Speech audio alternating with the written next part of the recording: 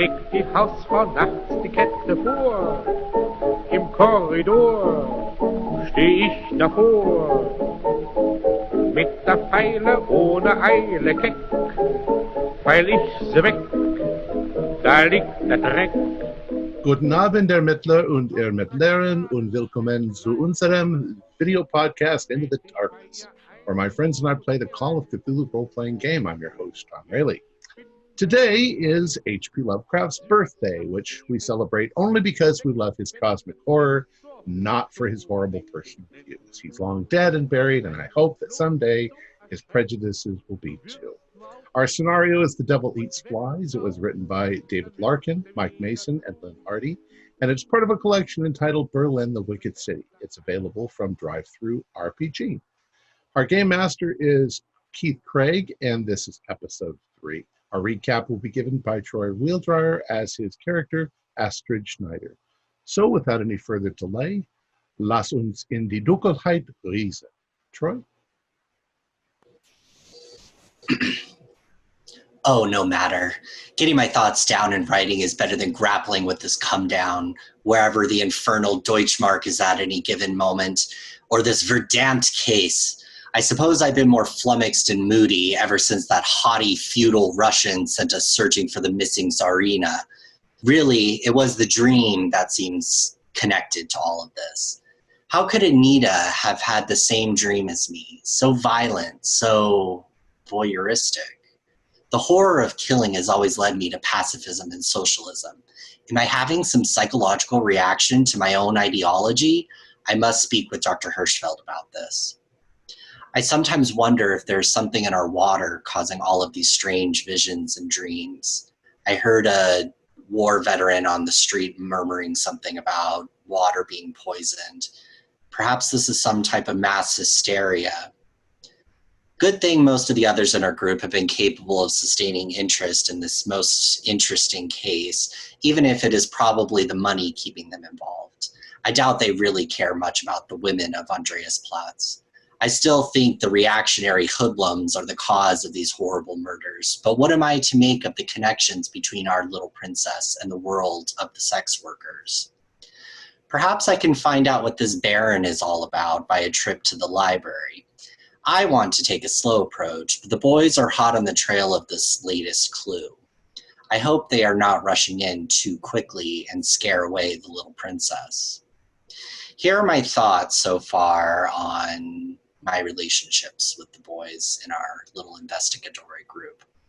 I'm still processing what Otto and Max reported about the woman and the landlord. What does Otto mean when he says her neck stretched? I certainly have had worse landlords in my time in Berlin since I left the manse 2 years ago. There was that one, for instance, who looked exactly like a cockroach and always tried to peep into the women's bathroom. What about Max? He looked as though he had aged about 10 years. What did they really see? I'm glad the doctor believes enough in me to allow me to participate in these psychological explorations. And Gustav's impressive relationship with the investigator has been most helpful. They may be helpless bourgeois rubes, but they undoubtedly have connections and access. That is certainly making things easier for us. I was hoping the princess may still have been at the Doldorf, and I could have had the chance to communicate with her through the clay. The girl has seen things.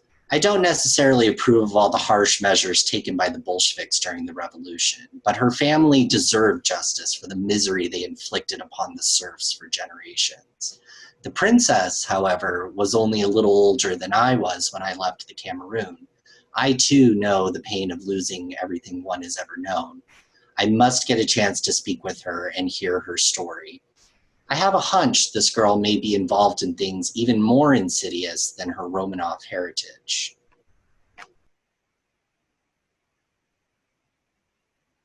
All right.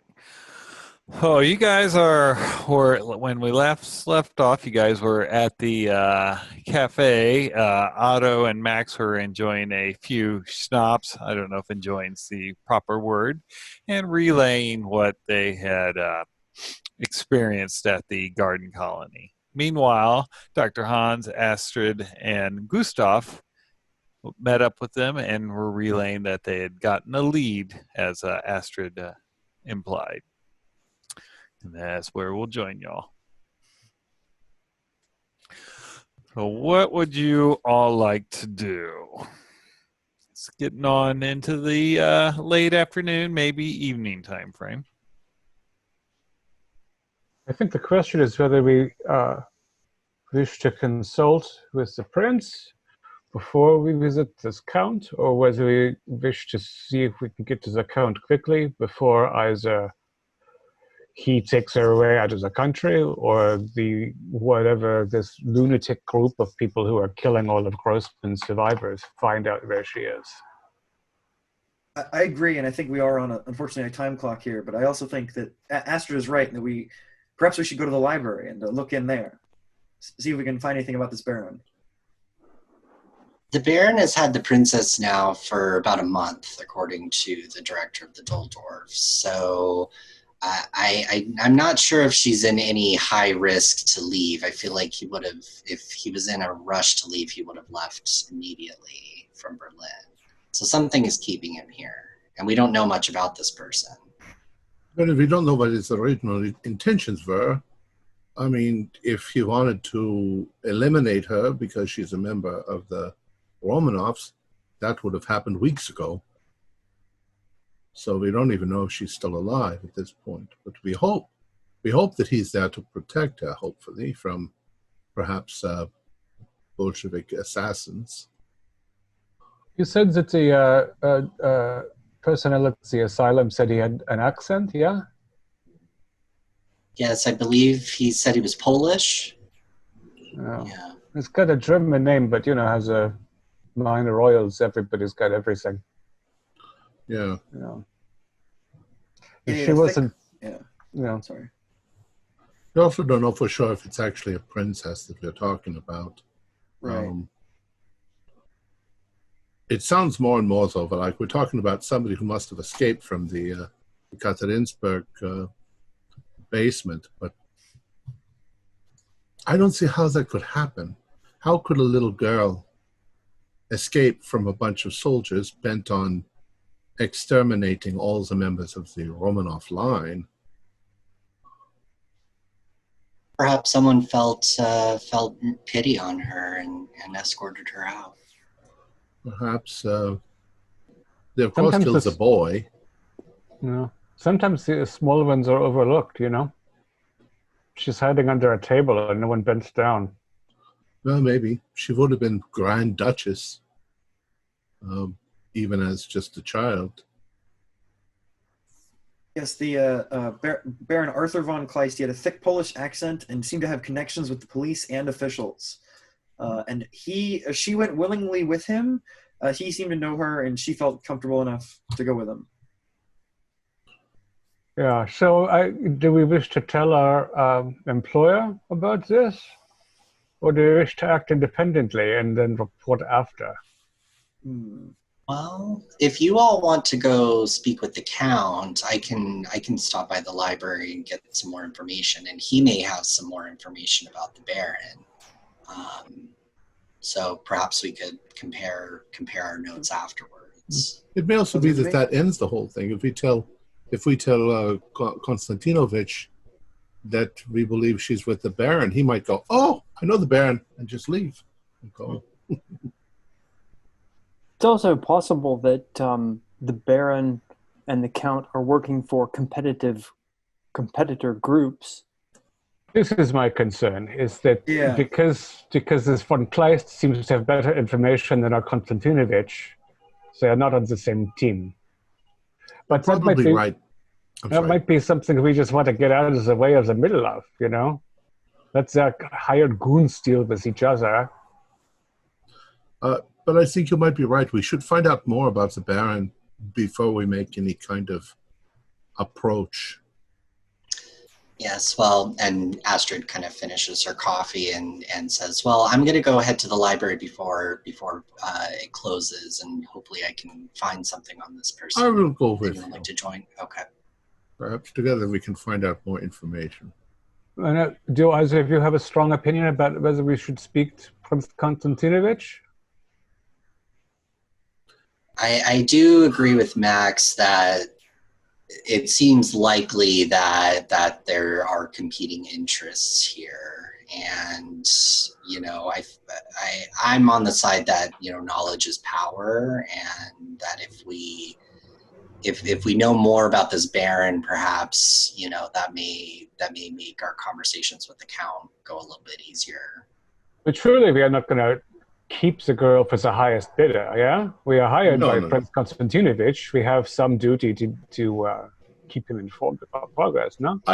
Perhaps we should, did he ask for our progress reports? I would say that he's hired us to do a job. We are still doing the job. We'll contact him if we actually confirm that she's there, but if she's not there anymore... Yeah, good idea. It wouldn't really be our job to just say, she was there. Would you or one of you like to perhaps stake out the hotel where the Baron is staying at? That could be a possibility. That's interesting. You can do some research behind the scenes and we'll watch the place and see what we see. Unfortunately, we don't know what the Baron looks like. But that should be fairly easy to find, though. But we should be able to find that. But if you all want to at least start the stakeout, perhaps you can pick up some interesting information or speak to the front desk, maybe bribe a doorman, perhaps. Maybe speak not to the front desk, but someone at the back door who actually knows where comes and goes and doesn't get paid so good to keep his mouth shut. Mm-hmm. Yeah. What we could do, Astrid, is we could look in the newspapers at the library and see if there's any, openings of the Grand Opera or concerts, and see if there are photos, and maybe they say, Baron attends, and there'll be a picture of him there. And often the bourgeois, falls all over itself to note whenever a royalty is in town. So perhaps there's some mention of him in the paper. Yeah, there probably will be. All right, so as they say in France, allons-y. All right. So if I understand, Hans and Astrid are definitely going to the library. Otto was talking about staking out, and I believe Max was coming with him, correct? Because you guys had such a good interaction just to be last. And Gustav, where were you going? I missed that part. I've got a pretty good stealth, so I suppose I'll tag along with the stealth team or the stakeout team if they don't mind. Sounds good. All right. So we'll cut to the library. The Berlin Library is a very large, multi-story building. When you get there, it's probably going to be open for another hour or so. As you come in, the librarian's sitting at the desk. He looks up. He's wearing gloves and like a button-up, almost turtleneck shirt. Mm-hmm. And he's wearing almost a turban on his head, kind of wrapped around. He looks up when you come in, but you're just patrons, and he looks back down unless you approach him.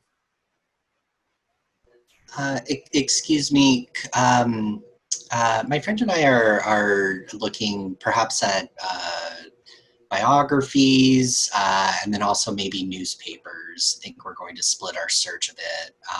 Would you be willing to show us in certain areas? Oh yes. Our daily papers we keep over in this wing, and of course, if you open up the desk where the paper is, we keep a week's worth of back issues there.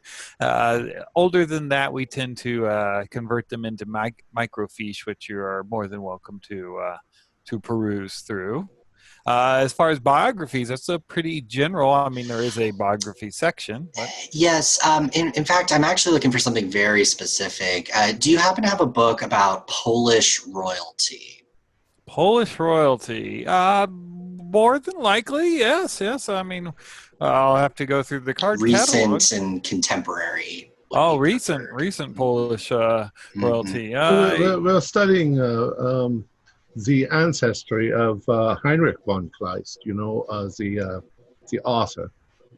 So we're looking for more modern descendants of his family, doing some research. Yeah, I'm sure we could find something on there. With it being more recent, the odds that someone wrote a biography on it definitely went down. But we have good family tree records that we could assist you with and all that. Hans, would you like to check out the newspapers? And I'll check go with the newspapers. Okay, all right. So I'll follow the librarian. And I'm going to look in the entertainment section. All right. Or recent news. Okay, give me either a spot hidden or a library use, your choice. Library use, please. Oh, that's for Hans. He's the one going through the papers, right? Sorry. I got a 98. Is that close? I doubt it. So, okay. So, who's this? Yeah. Who's this Norma Jean? So as you're going through the gossip, the society papers, you don't see anything on Baron von Kleist or on Prince Kostinovich if you were looking for that. Okay. All right. Astrid. So he takes you down and he takes you to an aisle. He's like, this is more of our section for the Polish history and families and all. He's like, may I inquire? What is your interest in the von Kleist? It seems like a pretty specialized field. Yes, basically I'm just trying to build up a biographical sketch of the Baron. I'm writing an article on him actually, and it's good to have some background knowledge. Oh, okay, yes. Well, last I'd heard, the Baron was living here in the city. Mm-hmm. Yes, and in fact, I'm hoping to interview him. Oh, well. Do you know much about the Baron? Well, I know that after the German Empire broke up, that he took over the Polish police for a while, but he's come here. But besides that, no, I know he's living down in the Little Russia. Okay, yeah. Yeah. Any idea why he'd be in Berlin? No idea at all. Sorry. Okay. Yeah, no problem. Thank you so much for your assistance. Right. I just kind of stay in this general area. Hopefully I'll find something. All right, no problem. Give me a spot hidden there, Astrid. Spot hidden. Okay. I passed. A heart. Okay. Oh, a heart. Okay.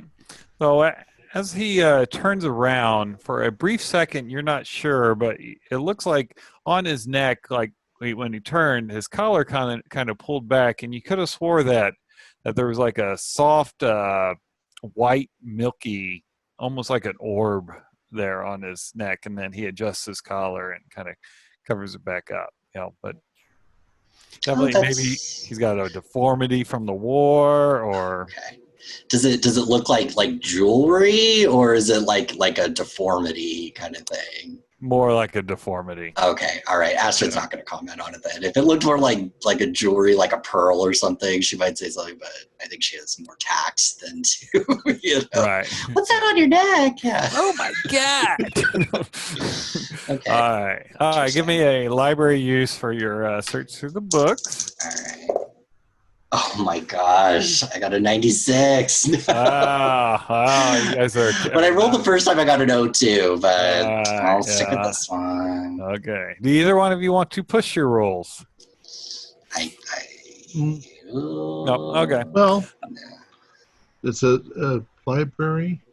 My library use is pretty good, but that's quite a bit of luck I'd be pushing. Yeah, I'll go ahead and I'll push. Okay. You'll push it. Okay. So if you fail on that, then you're going to get you're going to be there until probably closing time, to where they have to ask you to leave, which will be an hour, maybe 2 hours from now. And if you fumble it, then you're going to get a lead that is probably asinine. And as a push, I just have to pass it, right? Yep. But you can't All right. spend luck. Can't spend luck. I on got push. 64 out of 65, so I passed. All right, so you pass. All right, so you find in the paper, you do find a picture of the Baron, which I will share with you. His most distinguishing feature is he has kind of a wicked dueling scar down the left side of his face, which it doesn't say when he got it, obviously, but it looks pretty old. It doesn't look like he goes to a lot of art and society. Big thing that in there is he is almost a militant monarchist. And he originally is from the city of Danzig, which is now the no longer part of Germany. Okay. All right. Astrid's gonna kind of give up. She's like, it's like almost all in Polish, and she's like, yeah, this is not worth my time. So she's gonna go back up and see what Hans is up to. I'm going to look around, see if anybody's looking, and then I'm going to very carefully remove the picture, and if there's an article attached to it, I'll tear that very carefully out, and I'll fold it up and I'll put it in my pocket. Okay. All right. Give me a luck roll. All right. How are you? 13. Yeah. All right. Yep. All right. You're good. All right. All right. So moving on to the investigator is going to check out the hotel in Little Russia. So it is the Eden Hotel, which is in Charlottenburg, which the locals cheekily call Charlottengrad, as for there's so many Russians there. It is a quite swanky hotel, and its main feature that it has is that it has the American bar and grill that people is very popular for this new thing called a hamburger and hot dogs. Why would a hamburger be American? It's from Hamburg. Exactly. For that matter, why are French fries American? What are the odds that Otto has ever delivered some, say, illegal hooch to the back entry of the Hotel Eden, or knows someone on the staff there who has a little, needs a fix once in a while? The odds are probably what your luck is. Those are your odds. Makes sense. Oh yeah, he's a pretty lucky fellow. 22, quite lucky. Yes. So that's a hard.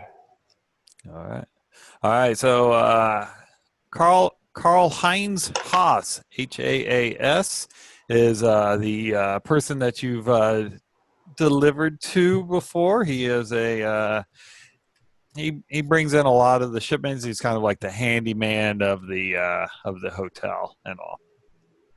He's does he like the vine steward, or more of a he does a lot of the heavy lifting of he runs the chore boys in the cellar or something. Yeah. So I'm going to tell Max and Gustav, Karl Heinz is a fellow I know who works here, who he and I have done some favors for each other over the years. If you want to come and meet him, that's fine. Or maybe you want to watch entrance and exit and see if you see anybody who could be our possible princess. It's up to you. But I'm going to go around the back. That's where I'm most likely to find Karl Heinz. I think that's a good idea. I don't mind watching one of the entrances if you want to go meet him, Max. Yeah. I'll go along with Otto. That's fine. Yeah. How many significant entrances and exits do we have at the Hotel Eden? Besides the front, there will be one on the side, and in the back that's where the garage, the the delivery doors are. That's where Karl Heinz That's works. where I'll go. Yeah, once we know what the Baron looks like, we'll need to watch both the doors because I bet he doesn't like so much publicity if he's keeping a secret. But yeah, we'll go over under the cellar and see if Karl Heinz is in. So you go down there, and the cellar door. There are a couple of workers sitting outside smoking. They look up and they're like, if you're just kind of walking by until you approach it, and they just assume you're someone going down the alley. No, yeah, lads. Is Karl Heinz on the shift right now, or is he out chasing young women? Karl, no, he's here. He's not chasing the women. He's in his office. I know the very if you want to continue your smoke. Oh yeah, no problem. Go on in. Many thanks. See you around. And a chipper wink and nod, and down we go. Two lefts and a right, I think. Yes, of course. Of course. Were Max and Gustav joining you? Max is coming with. Gustav is watching the door, yeah? I'm going to watch some of the exits, or whatever ones I can see from the front. Okay. All right, Gustav, give me a spot hidden. Sure. No, it's an 86, unfortunately. All right. Okay. You see a lot of people coming and going, but nothing that grabs your attention. All right. Otto and Max, so you guys come down, and you know where his is at. It's one of those offices that are kind of just the fabricated walls on the inside to kind of separate in. Yeah. You come in, you see Karl Heinz kind of looking over some paperwork, sitting behind a desk. Yeah, two knocks, and I say hello. He raises his hand and waves, and both of you give me a spot hidden.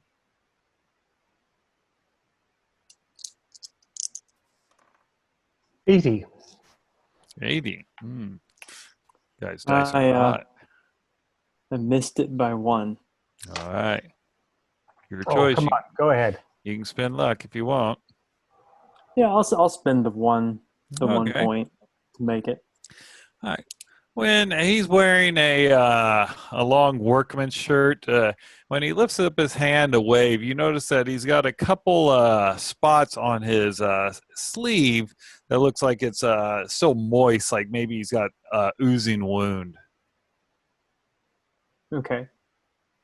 So, Karl Heinz, this is my friend Max. Oh, well, it's wonderful to meet you. Oh, hello. It's very nice to meet you. Yeah. And there's a little group at the cafe. Oh, yes. As you come in, you get a smell of not rancid, but starting to go south meat. Well, Karl Heinz, care for a cigarette? He's like, yes, I'll have one. Shake a pack toward him and toward Max. He grabs a smoke. How are we doing for cognacs this month? You need another order. Oh, well, they're going, the alcohol's going quite quickly, actually. There's that wealthy man upstairs that rented out an entire floor. He's been celebrating for about the past couple days. Ah, what, he's happy as that Karl Grossman hanged himself? Oh, I doubt that's what he's happy about, but maybe something tells me he could care less about that. No, he seems to have a whole slew of rich snobs coming in and out. Ah, sounds good for business for you and maybe for me also. Who is the schmuck? It's a some Polish man, von Kleist, I believe. Von Kleist, yeah, he's like sort of like a duke or baron or something, yeah? I imagine. I don't know. I just know he buys up a lot of alcohol. If he's having a big international party, I bet he wants a little Polish marching powder and stuff too. Maybe I should say hello to him or one of his friends. He got bouncers? No. He's always got some thugs up there with him. You know, I'm sure you've seen him moving around on the streets lately. Well, I haven't been in Charlottenburg so much lately, but I'll keep an eye out because that sounds, it sounds like a nice revenue stream. Is he, so you don't know what he's happy about? There's no marriage or something. He doesn't have a grandkid? No, not that I know of. No idea at all. I mean, we might as well be dead. He doesn't even pay attention to us. And he took a whole floor himself, yeah? How much is that a month? Oh, well, I tell you, it's my entire yearly salary is what it is. What's he paying you? It can't be Mark's, right? He'd be kicked out by now for poor. Yeah, I have no idea what he's paying in. Maybe Probably, he left to Poland with a lot of gold. Yeah, it could be. Maybe he got some crones from Scandinavia. Mm. I heard they're holding steady. So is he keeping the party going? Is there sleeping up there? Or is there always people coming and going to the night spots? Always just coming and going, and obviously it picks up the later in the evening. But and you don't know if they got any regular supply, huh? Outside No. the hotel for extra stuff. No, I don't think he does. I think he's buying mostly through us. Is he bringing in women also? No, not that I know of. So it's not a guy party only. No, it's not a guy party only. They're bringing in mostly the upper class, your politicians. It's good for you. Good for the hotel. I want a piece of that for sure. Oh yes, it's quite nice. All right. Do you smell something funny in here?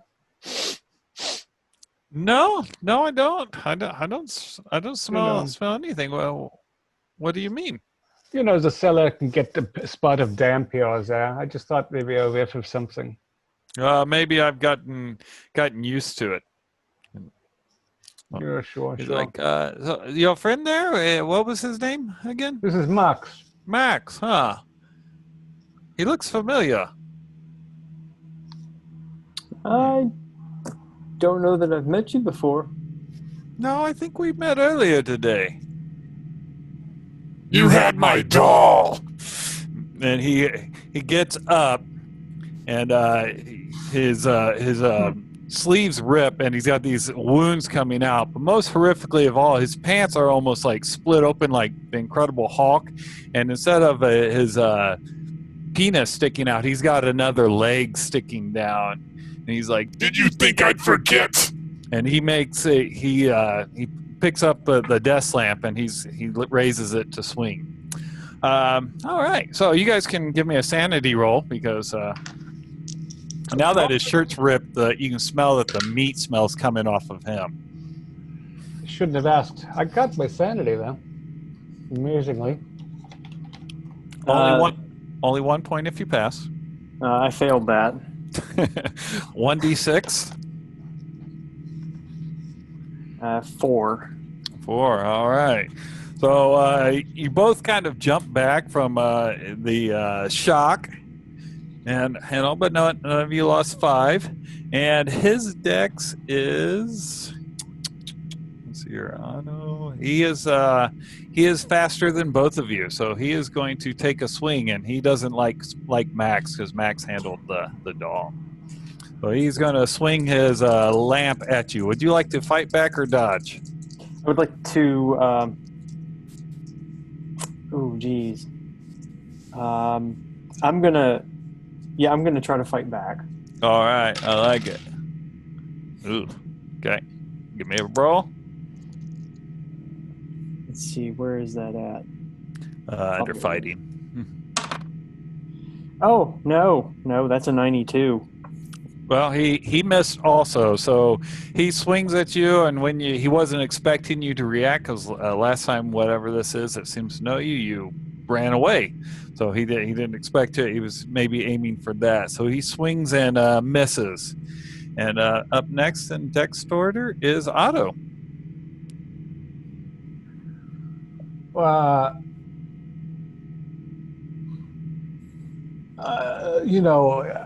I think we just got to get the fuck out of here. Okay. It probably isn't. Its new leg is all rotten, so it probably can't go very fast. It didn't chase us before. I don't want to slit Karl-Heinz's throat down here in his own cellar. That's then too many explanations. So I'm gonna sort of, and I'm not the fastest. What's the leg and everything. So I'm gonna sort of, tug Max in the right direction and hoof it. All right. And Max, what do you do? I feel the tug from Otto, and I'm gonna follow him. All right. Out. Okay. What is you guys' move? Mine is 8. Okay.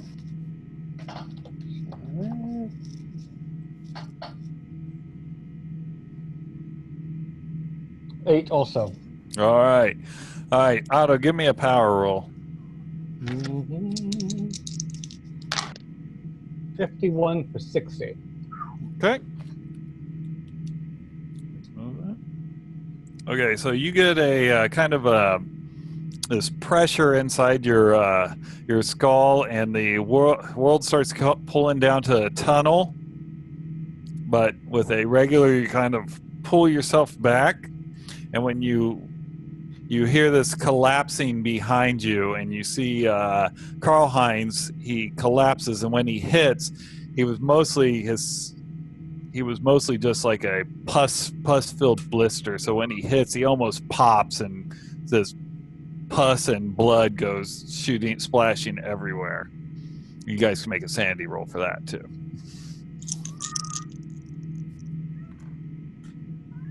31. I remain stalwart. Oh, yeah. We have had some schnapps before we came here. That is true. Max, Oh no, I failed that with a 97. all right, yeah, you're doing good over there. 1d4 on that one. 4. 4. How are we doing on our 20%? You've lost 13 today. What is the 20%? So whatever your starting sanity for the day, if you lose 20% of that, you can't take that. You're going to have a bout of madness no matter what. So Okay, so I started out with 40. okay, so yes, you have, because 8 would have pushed you over. Okay. All right, so you are now indefinitely insane, so you can go ahead and mark that and give me a D10 for your bout of madness on that one. D10. 1. 1. All right, so you suddenly you blanked out. You're not really sure why you're down in this basement, and you and Otto are running. You suffered some amnesia for the next, we'll say next 20 minutes. You'll have about some amnesia there, but since we're no longer in combat, so. Okay. When I hear him slow down, it's like, Max, come on, let's sing. What are we doing? Why are we here? Just follow me, Max. We gotta get out of this basement. Okay. I'll explain outside. Okay. And I follow Otto. Okay. All right. So you guys come out, and Gustav's out there kind of staring at crowds of people ineffectively. Are the two guys still smoking? No, they probably have went back in. Okay, so we didn't pass anybody on our way out. No. All right. I don't know whether that's good or bad. How frantic do the two of you look as you come out? All right, I think I'm gonna probably run up to you and I'll be like, "What's going on? What happened?" And I'm sort of like wondering if I should grab my baton or not, because I'm judging by the look on your faces. Yeah, I don't know. Just watch that way and see if anything comes after us. But I don't think it can climb the stairs. Jesus Christ, Max! What happened? Did you find Carl? Yeah, no. We found the manager of the community gardens, except she was in Karl-Heinz's body, which is made of rotten flesh. But he seemed. I'm sorry. What? Yeah. Max, can you tell? I Where are we at? Gustav, where? Max, are you all right? No, I don't really feel that well. No, I'm very confused. Oh yeah. You have a sit down. Yeah, So have you got a flask on you? I do. Here. Yes. Oh, okay. And, you got one. I do, and I also will light up a cigarette as well. Yeah. And just kind of sit there and try to collect my thoughts. So we find Karl-Heinz, right? He's in the regular place. We have a little gossip. He says that the Baron is having a big party all the time. Okay. But there's something. His rooms, his little office corner, it smells like somebody left a raw schnitzel under the desk last week. Yeah. Mm. And so I asked him about the smell, and he turns to Max and says, "I know you." And we got confused. Yeah. Yeah, remember Max? Maybe. I don't. Obviously, something's. Did you hit your head or something, Max? I mean, I don't think so. He tried to hit him. The thing tried to hit him, but I thought you got away. Maybe you got a flip. Yeah. Back when I was in the war, we had a couple guys. They got hit on their helmets really bad, and they couldn't remember the last 3 battles we've done. So maybe that's what happened. I don't really remember why we're here or anything like that. Perhaps we should regroup with the others, and we can have Dr. Hans take a look at you. That would be good. I think that's advice, Max. Yeah. Yeah. Maybe we should get away from this place too. We know he's there. Yeah. So it's, the other one had a stretched neck. This one had 3 legs. 3 and legs? everything was rotten. And it came to follow us, yeah? And it splattered on the floor and burst like rotten, like 50 old sausages in a sack. It's the most disgusting thing I've ever seen. Maybe we go and find a little cafe by the library, yeah? All right. Sounds good. Yeah, we'll try to contact the others. All right. So you guys head and no problem finding a cafe. Astrid and Hans, they've been kind of digging through. They had a pleasant time going through the library. They come out. Yeah, but before we leave, I need to ask Astrid, do you know an 11-letter word for it lives in its own house? German word? We are German, yeah, Uh-huh. A Schildkröte, of course.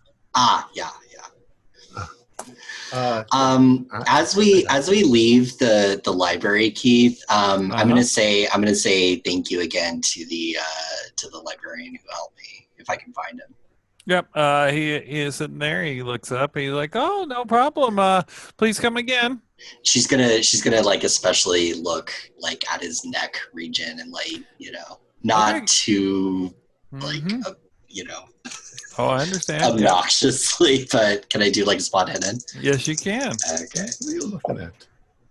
Okay, I did pass, and that's a hard pass. It's a hard pass. Okay, so when he kind of lets up there, you are almost positive that it's like an eyeball. It kind of when it looks is it almost like it made eye contact, and then he adjusts his collar. You can give me a sanity roll for that one. Okay. I passed. Yes. Okay. Yep. All right.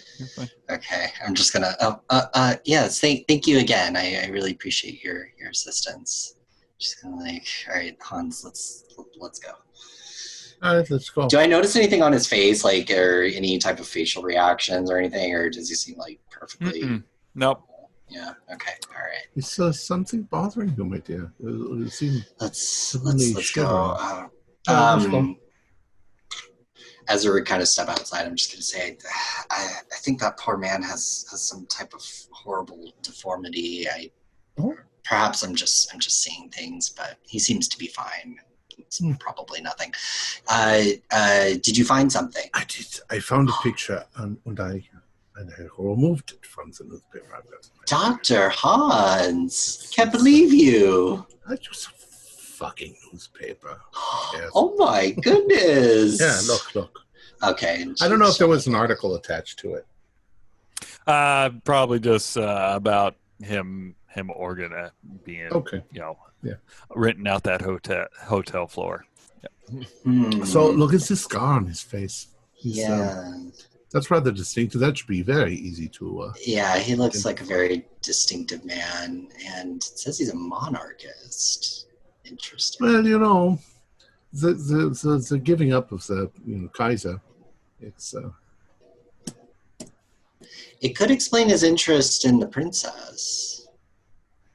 Yeah. Perhaps. Was the Kaiser related to...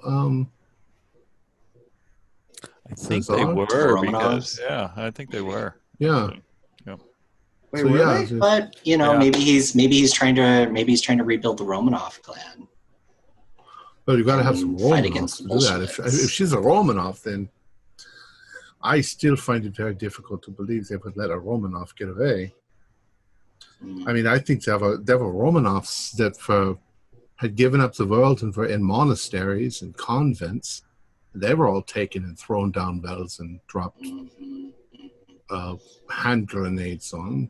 They weren't any threat. Princess Elizabeth wasn't going to have any children. She was a nun. But anyways. Yeah, let's go find a cafe and see if we can catch the boys. Well, as you're coming out, you do see as luck would have it, you do see a cafe with Max and Otto, again, drinking their schnapps. Gustav maybe is sipping. Yes, sipping, yes. Hola, no. Here we are. So did you see any more long-necked monsters? Oh, Doctor. Otto? Don't tease them. I got a picture of the Baron. Yeah, and Max, your memory's coming back. So. Oh, okay. So I can remember what happened, and it's fuzzy, but it's not a complete blank. Okay. Okay. So this guy here, you see him with a very distinctive scar. Did he? Is he the one? Did you see him? It's funny. Otto has almost the same scar. It's maybe too light to see here, but it's funny because he's got. Oh no, it's green. It doesn't work. It looks a lot like your scar, Otto. When I meet him, we have something to talk about. But before that, we've got to talk about the fact that he's staying in a hotel with a fucking monster in the basement. You're joking. You're joking, Vincent. You're just carrying on my joke. It's very funny. Poor Max. Look how Max is white like a sheet. And yes, it seems now you've aged 20 years, Max, when you have only aged 10 years the first time I saw you. What is going on? What has happened? I have apparently done something very bad. And now I have this monster that is chasing me around the city. And I don't like it. Well, Max, I don't think it's your fault. I think maybe the problem is there's more than one of these things running around.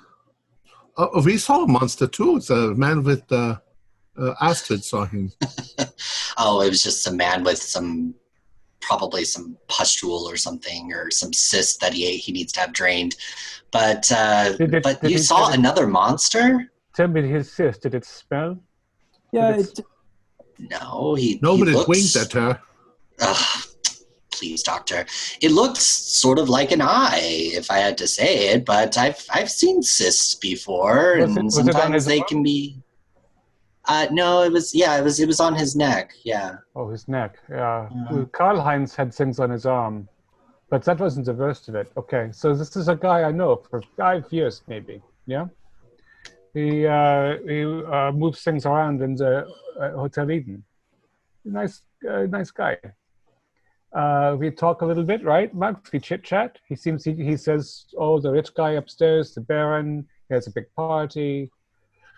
They're drinking a lot. They don't have women up. I think, oh, this is very promising, yeah? And then he says to Max, I know you from somewhere, right? And it's very cold. Go on, tell him. And I've never met this man before, and that's what I said to him. And he said, you took my doll. And then again, it's like the voice, yeah? You took my doll. And kind of grew and expanded out of his clothes. And he had 3 legs and full of pustules and smelled very badly, like rotten meat. No, we're not. This is not a laugh. We're not kidding you, right? And so Karl-Heinz, or what this thing is that isn't Karl-Heinz, tries to hit Max, but he's all deformed and messed up, and we run away. And he chases us a little bit, and he splashes on the ground like so much sour wurst. I don't know what they'll find when they go to the cellar, because it doesn't look like a man anymore. So that's 2 places, right? One where Grossman had his little factory, and another hotel where the Gerron is. And maybe your friend with too many eyes.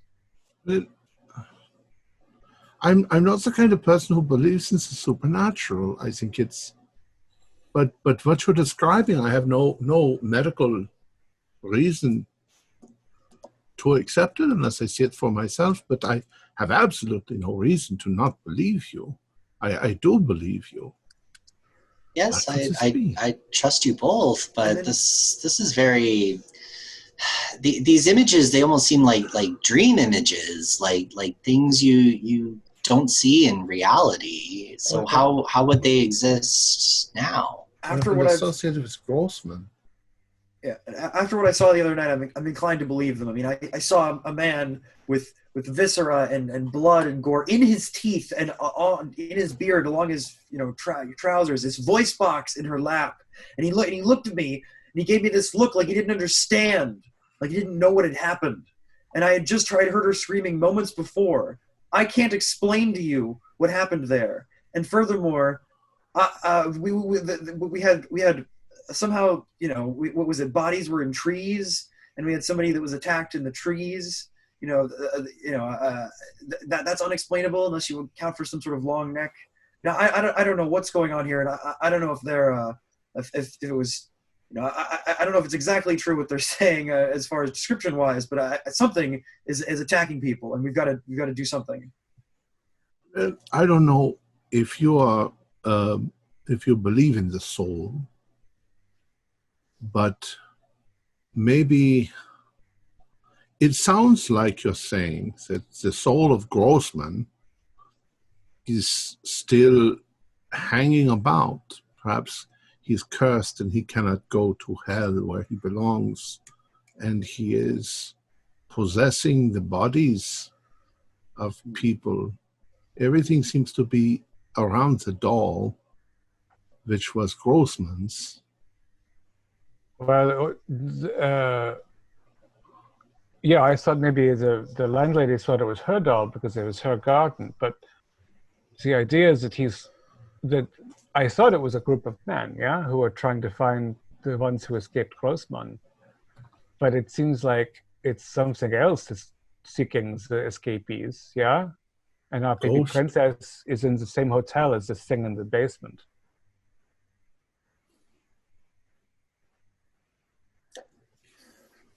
We must visit Miss Baron. Yes, we should. I think our plan still remains the same. We need to figure more about this Baron, but I got a picture, by the way. Here's a picture. Yeah. I say we should go and meet the man at this point. Get some answers.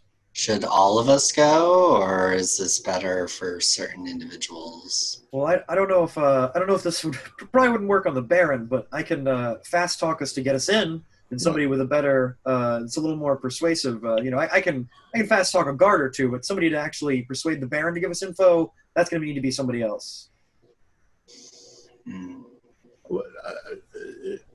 I think that we all should stick together if there is some sort of Grossman ghost following us around and attacking us. I think I can speak for Max when I say I'd like some other of you guys to see it before you put us back in the loony bin where you took the princess from. Duldorf is very nice, but... Whoa. No one's putting anybody anywhere. No, we're not. I have another believe question, you. too. Do we know if there are any names on the list who are still working girls? Do we need to maybe have eyes on the park tonight so we don't have 3 more dead prostitutes in the trees in the morning?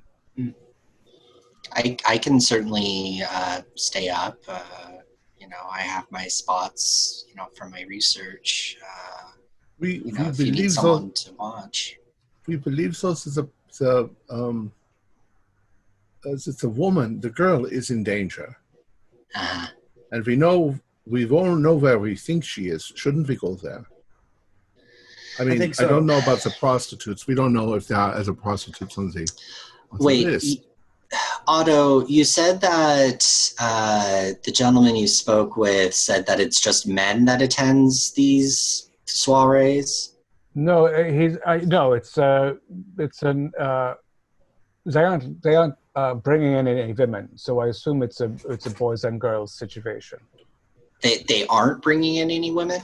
They are not. Or they are. They're not hiring any women. So I assume it's more genteel, right? It's not just celebrating. No, I was wondering, if it was all men, then perhaps if we know the Baron's room number, we could just go to the room. Presumably it's not a room, the princess it's a whole floor. is there. He's got the whole floor. Oh, he has the whole floor, right. So... But, Carl... While he's at his soiree, we could go investigate the princess and see what's happening. I think the soiree is in the suite. I think that the whole floor is just one big party. But Karl-Heinz said it was only the last few days. It's been, 3 weeks since they came back. So they're celebrating something specific. Maybe somebody had a birthday. I don't know. But he says they're drinking a lot, having a good time. And then he says, you took my doll. So... If they're drinking a lot, they may not notice some partygoers. But, depends on the classes of people that are there. Exactly. I have a feeling it's mostly royals and it would help to be Polish royalty for sure. Yeah. I'm not sure any of us could swing that. But maybe the prince could get us an invitation. Yeah, I'm just trying to think what's our best plan of attack here. We can scope out the hotel and then accost the Baron on the street, but that may take, however long until he leaves. Or we can try and find some way into the hotel and smuggle the princess out. Well, I'm a doctor. I could say somebody called for a doctor. I don't know if we'll be able to actually smuggle her out. From what you all had mentioned, or convince her to leave. Yeah, or convince her to leave. You all had mentioned that the Duldorf that she went willingly with this Baron, and so it may be difficult to get her to leave under her own will.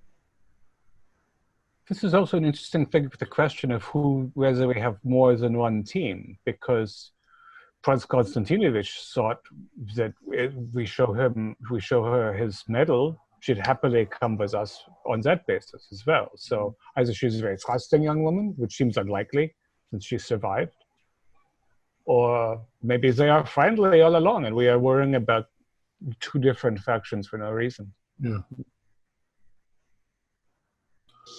But I think maybe we should go back over there tonight. I think we should go together, even though we might have to fight off a monster. Do we want to draw attention to ourselves by showing up as a group? I could go over there. Like I said, I could just say, somebody called for a doctor. I'm here, a doctor. Get into the party. The thing is, I'm a little afraid from your descriptions that I don't want to go by myself. But well, then Astrid, I think, is going to be welcome at any party, all right? Astrid, you put on a nice little frock, whatever. But what if yeah? they're all boys? What if, well, we know they're, you know. No, we think it's a co-ed party. I don't know what we say for co-ed. Mm-hmm. We think that Anna is there, or whatever she calls herself. I have kind of a crazy idea. Let me run it past you all. Perhaps I could convince one of my lady friends to come up with me, and we could pretend to be call girls. That might be an invite into the party. That's I'm not sure some of the girls would love to try and bag a royal. Can you get a hold of this crazy Berber girl? Yeah. That's a good idea. Instead of the cold girl, they go with the celebrity. We could go as an entourage. Yeah, we could. Yes, I like. She seems like she would do about anything for adventure, and I don't think she'd be afraid of the danger of the Polish guard. And I think she would appreciate the irony of someone so hedonistic amongst all these stuck-up royals. I can certainly try her. It's not a bad idea. Okay. All right. Certainly. So that'll be Astrid's plan. What are you guys doing? That's Astrid's trying to get in. If you convince Anita, I can pretend to be Anita's bodyguard. All right. Very convincing. Like I said, we could just be her entourage. Yeah. She doesn't And I know also anything about need something from her too. So, you know. I mean, if the woman can take a chimpanzee into a nightclub, right? She can take me and Max into a party. Yeah. Yeah. All right. But I want to see the monsters this time. So we all go together. I'm terrified to see the monster, but at the same time, I want to believe you, but I want to see with my own eyes. I don't know. Look, I hate to have to use such a weapon again, but should I bring up the fact that all I've got is this baton? I mean, should I be calling up any of my cop buddies, perhaps my French friends? If we try to sneak into that party with the royals there and we have weapons, as they find us, they will throw us in prison and we will never see the light of day again. All right, I don't like it, but I agree. You want to meet the monster somewhere where you don't have to work so high security. Also, I don't know. When the Karl-Heinz stopped being Karl-Heinz, the first thing I thought was slash him with the cane. Yeah, but then what if there's a dead Karl-Heinz on the floor and I've got a bloody cane? This is not. You know me. You believe that I saw something, a monster, and if I was alone, I wouldn't believe it. But Mark saw it too. Yeah. And nobody's going to believe he's a monster. But if it's like you kill the monster and it turns back into the boy, then you're in big trouble. Yeah. Yeah. So I take a nap, and you try to find this crazy woman with a chimpanzee. Yeah. Otto, I seem to recall you having a wonderful time with Miss Bird. Yeah, she did rather like you. I'm not saying crazy is not a good thing. I'll be crazy with her all night again. Yeah, for sure. Maybe this is why I think of it. Right. I will go with you for sure because I am not tired at all today. Obviously, to the library, big deal.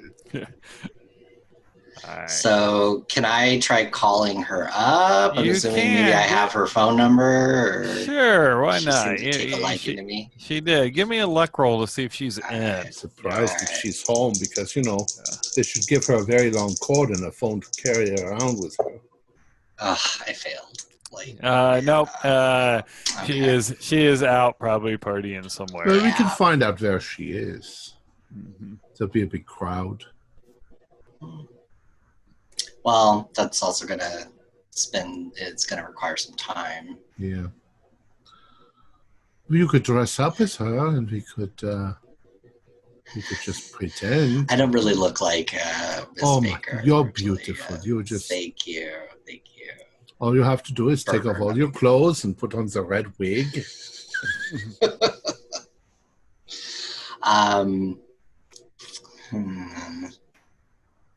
I mean, another possibility is, we could just send someone to figure out, what the theme of the party is and what the vibe is. I'm not sure if we have the word vibe now, but... What if we make contact with Konstantinovich and ask him what he knows about the Baron? Yeah. And if he tells us he's a very dangerous man, then we know. If he says, he's my best friend from Paris, then we also know. And if you call him on the telephone, and he says, why? Is she there? Or where is he? Or you could say, I have to go. We'll tell you shortly. Yeah, we're following the lead. You have to spill the beans, yeah. Mm-hmm. Okay. All right. Let's try it. All right. So who's going to call Prince Kostinovich? I'll call him. All right. He is in. He's like, hello?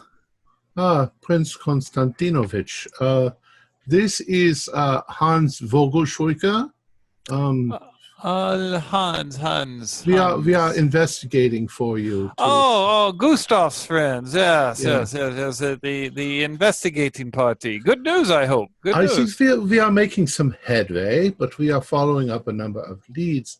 Do you know a Baron Arthur von Kleist? Arthur von Kleist, yes. I know of him. I haven't met him before. You've never met him before, no? Okay. No. Good things, bad things?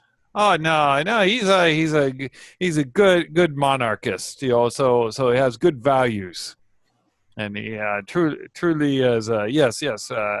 Excellent man. I should meet him. We seem to run in the same circles. Was he ever part of the Russian Imperial Court or anything like that?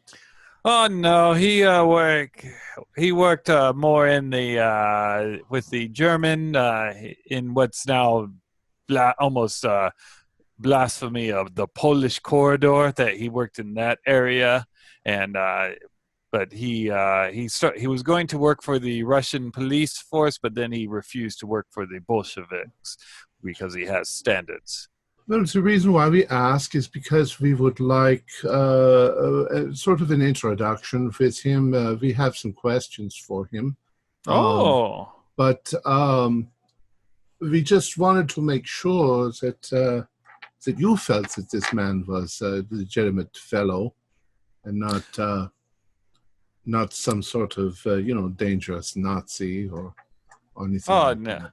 No. He's a good, outstanding law and order monarchist and all. He's yes. I think he's good. He's good. I would like to meet him. Yeah. Well, if I were to drop your name, if I manage to get an audience with him, to speak with him, would it be all right to mention your name involved in this case, or should I leave you out of it? Oh no, you can drop my name. He would be. I can think of no reason why he wouldn't like me. All right, very good. Just a moment. Let me ask. Is there any other questions you want me to ask him? No?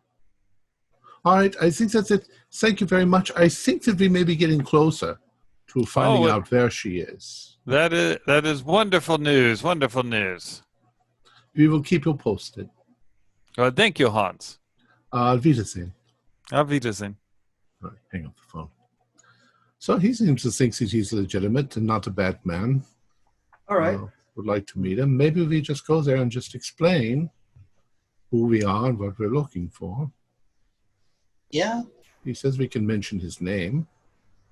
Do you think all of us should, or should some of us stay behind just so that he only knows the faces of a couple of us and not all of us, in case we do need to make a more clandestine approach? I think for sure that maybe Max and I should avoid meeting new people right away. Because I'm not sure. I think that if you had gone and spoken to Karl-Heinz, it might have been a completely normal conversation and he wouldn't have gone all evil. Yeah. Yeah. I mean, if Grossman's ghost is following you around, he hasn't seen me or Astrid, has he? It's a silly thing to say. Hey, it's a ghost. You could be sitting right over there in the chair. Unless it's a Grossman's ghost giving me the schnapps and watching us right now. That's or true. watching unser Eyeball with his extra eyeball. I don't think it was an eyeball. I think it was a cyst. Okay, well then perhaps Dr. Hans and I can make the introduction, and you three can be our backup. I suppose. Yeah. Sure. What do you think? Okay, all right. The secret signal for us if we are in trouble is... We'll just stomp really loud, and hopefully you'll know it's us. Would you rather have all three of us outside, or would you rather me go with you and have the two of them outside? Yes, but if you were there, so Grossman, if he's a monster ghost, he's seen you, yeah? No. He hasn't seen Gustav. I haven't seen the creature. Oh, you didn't outside. see the creature? Yeah, so you could come with us. It seems to be centered around me and the doll. So far, yes, because you took the doll. Because you took the doll. I took the doll. So I'm the unlucky charm. It was the unlucky charm. But didn't Otto also fight him? Yes. Mostly I just ran away. Screaming. Moaning, I think. But yeah, he would talk to me. I think I might have left the cellar and never known there was something wrong if he didn't recognize Max. But who knows? Well, the two of you seem rather ragged this evening because of your experience, so you might as well rest. Yeah, Gustav, you can come, and Astrid, the three of us will go. And we would just say we didn't know there was a party going on, but maybe if we could get a few minutes to speak with him, we could explain. Well, then I assume we're not. If it's a serious party, we're not talking about going until 10 or 11 at night, yeah. Of course. Or you want to pretend it's a casual dropping by at 8:15. I think we should go now. What time is now? If the girl is in trouble, it's probably about 9 o'clock in the evening. But it's Berlin. I mean, it's just. By the time we get there, that'll work. Yeah. Yeah. All right. We should bring a camera. Maybe we could take a picture of the monster if it attacks us. It sounds like I'm mocking you, but I really want to see the picture. I want to see the thing. All right. So you guys are headed to the Eden Hotel. And Max and Otto, where were you going to kind of stake yourself out at? I think we get some strong black coffee. Maybe if we can find a Turkish coffee place here, and I take one door and you take the other door. It sounds good to me. Two. Maybe if it's on the corner, we can see each other. And I'm going to be smoking about 70 cigarettes a minute, so you can see the light come and go. Okay. And then Hans, Astrid, and Gustav was going with those two, correct? All right. Correct. All right. So you guys get set up for your watch. You guys come into the Eden Hotel. It is still busy. The bar's hopping. And it is quite the lavish hotel. Should we go up to the front desk and ring up first, or just go straight up? Well, we'll ask, So we go to the front desk. Yes, we are looking for Baron Arthur von Kleist. Oh, he's on the top floor. Which one? Just the top floor. The whole floor? Yes. And we could just go up? Sure. Yes, the elevator man will take you up. All right, thank you. We're going to get into a small box with a stranger who's going to operate the elevator for us going up. Oh, Nothing Dr. wrong. Hans, Nothing it's wrong with that. fine. All right. Don't be such a stick in the mud. It's perfectly safe. I'm going to keep my eyes on him.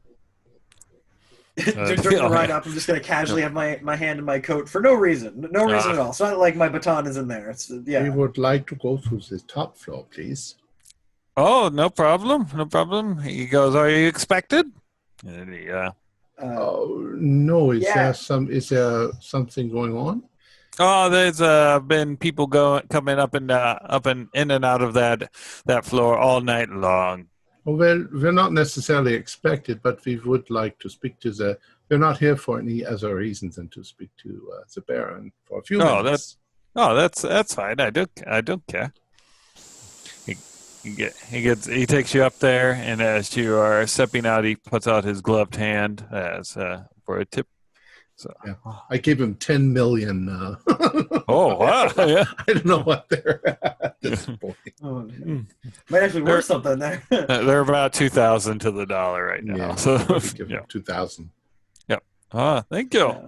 I'll throw in 1,000 as well. Yeah. So the doors open, and it opens into this entryway, and there's a door. So there's only one door there. It is cracked open. You hear a lot of voices talking, glasses clinking together. They're speaking in a mixture of Russian and German and all, but it's really kind of just fades into a din of voices while you're outside. Is there a butler or Nope. servants or anything like that? Nope. The door is kind of just wide open, and you can see people moving around in there and all. Let's move forward. Let's go in. Okay. Hey, you go on, and some people look up and at you. So for what their impression of you when you come in, give me a credit rating, except for Astrid, because you are of African descent, and these are a bunch of racist assholes. You have no chance of them having a good impression of you. Great. Awesome. Yeah. Well, I got a 69 out of 60. Can I spend 9 luck or 9 luck? Yeah. Yes, you could. Okay, I'm going to do the same. I got a 23, so I'm going to spend 5 luck to make that pass. All right. So it kind of. So it's just it looks like a bodyguard or something, but I'm not that dirty. I look like a doctor. Right. Oh, you come in. They all kind of look up, and Astrid, you definitely get that feeling if you've ever walked into a place where you know you're not welcome, and you just and one gentleman comes up to you, and this is a picture of him. So he comes walking up, and you recognize him as the guy from right at the beginning of the scenario, the one with the riding crop that was leading the Earhart Brigade. So he walks up, and he's like, welcome. Well, good evening. I am Dr. How am I? I'm Dr. Hans Vogelschwecker. Here's my card. I was hoping to, I did not know if there's a party going on. I was hoping to speak for a few moments to the Baron. Okay, yeah. I am Manfred von Killinger. And as I see you've brought a couple people and a servant, I'm assuming? Yeah. These are my entourage, if you want. Okay. As long as she knows to keep a filthy mouth shut, that'll be okay. She'll stay with me, yeah. Asher's just giving him an icy stare. Mm-hmm. Yeah, behave. He's like, sure, come this way, and he leads. And on his lapel, he's got the Earhart Brigade pin, which is a like a Viking ship, is what it looks like. So he kind of takes you through there. Everyone can give me a listen roll to see if you can pick out maybe a couple of the conversations through the din of voices. There's probably about 100 people here. Double O's. Yeah. I am still really pissed off. I'm you not hear even the blood pounding. Yeah. Okay, so Dr. Hans, the one conversation you hear is this one German goes, no, I swear I saw it. There was a like an ogre running down the streets. Its legs were bent backwards, and he just pushed this old lady down, and then this other gentleman went running down the alley after him, and he didn't see him. He didn't see that the ogre just climbed up directly up the wall, like I don't know. He had no climbing gear or anything. It was very strange. Like I tell you, ever since this horrible government's taken off, the hedonists are just going on, and it must have been drugs that have caused this to him. All right. But Manfred brings you up to the Baron. The Baron, does look just like the picture. Maybe a little bit. The scar looks a little worse than the picture portrayed. They might have softened it up. No. Okay. And he goes, Baron, this is Dr. Hans, his servant, and he almost says it with distaste in his mouth, and his assistant. Sorry, I missed your name, sir. Mr. Guba, Mr. Huberman. Mr. Huberman. Bounty hunter and hired muscle, yes. Yes, I understand. And Manfred goes, if you excuse me, Baron, I must make plans for our mission. Baron, allow me to introduce myself. I am Dr. Hans Vogelschucker. He's my card. Oh, thank you. We have been looking into, for a client of ours, we have been looking for, is there some place we can speak privately? He's like, sure. I have a room. So he's like, come with me. I don't want to interrupt your party. I'm sorry, I didn't know you were having a party tonight. Oh well, we have much to celebrate. We will soon have the thrones reestablished. So you are. I have read that you are a monarchist. I am myself a bit of a monarchist too. I do miss the old ways. Yeah. Well, then you are most welcome here. Perhaps because you say that, there may be some tie-in with what I'm here about. I was contacted a while back by a Prince Gabriel Konstantinovich. You may be familiar with him, yeah? Yeah. Were you in Paris? No. But he contacted me. Okay. I have you might say a little group of investigators. We try to find missing persons. And he had a reason to believe that a member of his family, possibly, he was not very clear on his relationship, but possibly a member of the Russian nobility that escaped from Russia. He had reason to believe that she fled to Poland and then here to Berlin. We traced her to the sanitarium. And that's where we received your name. Yes. Yeah, I know of who you speak. And so the prince got a hold of you, and he's looking for her also. Yeah, he's looking for her. I didn't think they were close. But, family is family when... Family is family, yeah. When most of your family's done. Miss, please, don't look at my my knickknacks that way. I know that you're thinking of stealing them, but... I assure you, Astrid is quite harmless. Quite loyal. I was actually appraising them. I feel like you could get a hefty sum for some of these works. Yes, we could, but of course the more refined class of people, which of course you would not understand, we appreciate artwork for more than just money.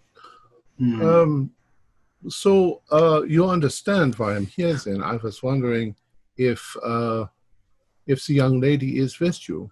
She is. She is. Would you like to meet her? I've been introducing her to Minnie. You must Please. understand that I have to make sure that you can't be too careful with the Bolshevist swines out there. They may even pretend to be good monarchists. Well, say I understand completely, and I totally sympathize with you considering what has taken place in Russia so recently. Well, I should tell you that my intention then is to explain to Prince Konstantinovich the location of her. He actually seemed at one point when I mentioned your name that he'd very much like to meet you. You just haven't seemed to cross paths, as it were. Odd. I met him many years ago, but he's probably some stress he might have forgotten. You say you met him years ago.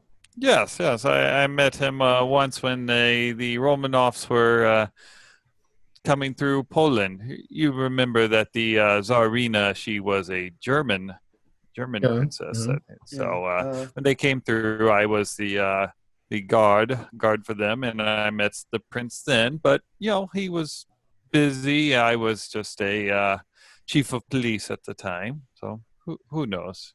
Could I try and use psychology to try to see if I think he's being more straightforward with us, or if I think Konstantinovich was? Yes, you can. All right, I'll try that. I think I'd like to use some psychology on him too. All right, this is a revelation. Same. Mm-hmm. All right, 19. So I just got a hard. No. I also passed. Yeah. He at least believes he's telling the truth. Yeah. Okay. Okay. Yes, we very much like to meet her. He's That's like, wonderful. well, come on, come. And of course, he has a servant pat you down, make sure you. Before we actually do that, Mm-hmm. I'm going to tell him a little bit more. Okay.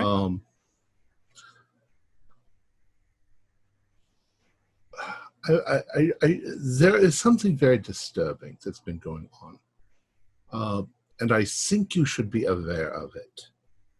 Yes. You found her in the sanitarium, and you may be aware of the ugliness associated with that. Yeah. You probably have read in the newspapers that Karl Grossman recently committed suicide in the the prison. We have begun to suspect that Mr. Grossman may have had accomplices in the horrors that he perpetrated. There have been a number of women that escaped from Karl Grossman that he wasn't able to. Yes. Yes, a number of those women have been murdered in the past week or so. So we were, because we knew that she may have had Congress with him, we found a reference to her in a Karl Grossman journal. We were very concerned to find her because she may be in grave danger. Oh, well, I appreciate you letting us know. He's like, I must ask a favor. The Anna is very sensitive right now, and I worry mention of the monster to her might. Of course, we won't mention that. Confiding in me, of course, is well appreciated. But yes, you understand, Doctor. But I hope that is the case. But you raise a question in my mind as to whether the man who has actually hired us is in fact Prince Gabriel Konstantinovich. We will be careful to confirm that absolutely before we reveal the whereabouts of the young lady. I think that is only prudent. I think so too, because last I heard the prince was in Paris. In Paris. Mm. Yes, that gives us a way to find out. But yes, we would like to meet her very much. It's like, well, come in. And he let you in. And for Astrid, now he's kind of reduced to even the prejudice where you don't even exist in their mind, right, which is almost just as cruel. So, all right. So you come into it's a large bedroom. It's a private suite, and sitting on the bed is this woman here. Oh, she is she would be if she fixed herself up and all, she'd be very attractive right now. She looks quite tired and everything. Everyone can give me a spot hidden on her. Okay. Yes. I got a 95. If you pass, you notice that she has extensive scars on her neck and hands, and the doctor would recognize them immediately. And Astrid, if you pass an intelligence roll, then you would recognize what they were also. I did pass, yeah. All right. You recognize that she's been bitten, and like there's been chunks pulled out of her from human bites, right? But they've healed over, so it was over a year ago and all. And she's just kind of sitting there with her. She looked up when you came in. She's dressed in a nightgown, and she smiles, but then she goes back to her knitting. Okay. Oh, well, it's very nice to meet you. She looks up again, and she nods at you. Baron, is there a good time that I can contact you? Well, you have my cards there, so you can contact me anytime, please. Mm-hmm. I have an office. I'm not an active physician. I'm retired, but you have my office number there. You can get a hold of me most days. I'll keep in touch with you. Okay, yes, that sounds good. Well, thank you very much. Astrid, come with me, and Gustav, please. Of course. Thank you. And we will leave. Okay. And as we're leaving, as we're out the door and stuff like that, I'm like, but why did you think of that? What if we're barking up the wrong tree? He says he's met Konstantinovich. I feel like he was telling the truth, though. I mean, is he lying, or is Konstantinovich? But why would he lie? Why would he say that he's met him when Konstantinovich says that he hasn't met him? It seemed like he thought he was telling the truth. Yeah. I think we have to be really careful. Yeah, the Baron clearly does not keep good company, and so that immediately makes me less inclined to trust him on anything. But I don't really particularly care for the Count either, so... we should try and see if we can contact Konstantinovich in Paris. Not a bad idea. Find out shall we meet up with the others? Yeah, let's go meet up with the others. Yeah. I think it's Otto over there. You come over and Otto's got about 20 cigarette butts on the ground. All right, Otto, I'm not going to joke about any monsters, because the last time I did, you actually saw one. Yeah, I appreciate that. Now we just see drunk people.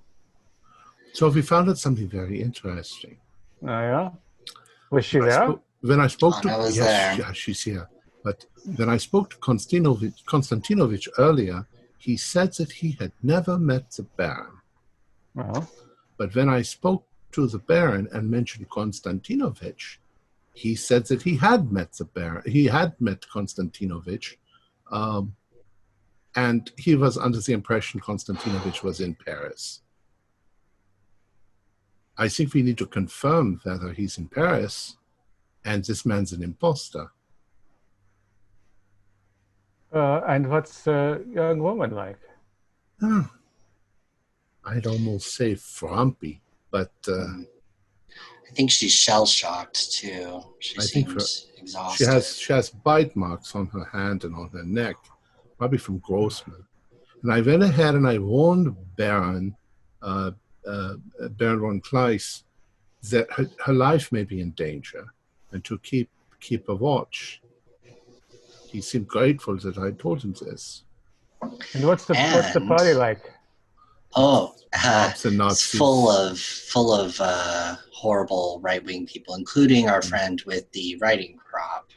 Actually, I'm not sure if any of you saw him. He's one of those Earhart Brigade assholes. Yeah, Mansfield.